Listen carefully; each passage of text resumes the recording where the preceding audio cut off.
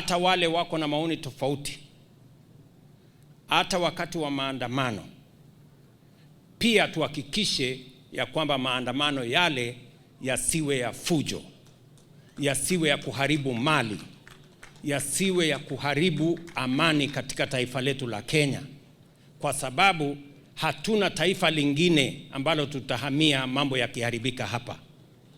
Sisi taifa letu la Kenya ndio hili. Maandamano imehalalishwa na katiba yetu, lakini maandamano yanataka kufanyike kwa njia ya amani.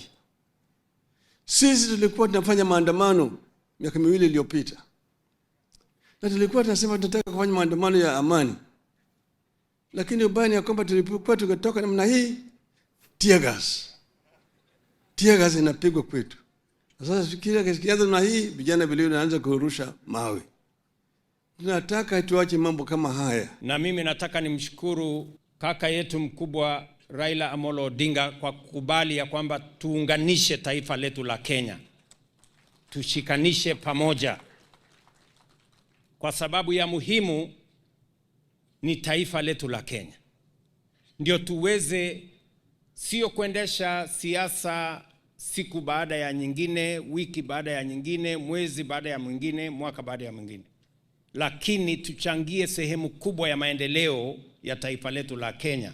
Uchaguzi ni jambo la siku moja, maendeleo ni mambo ya kila siku katika taifa letu la Kenya.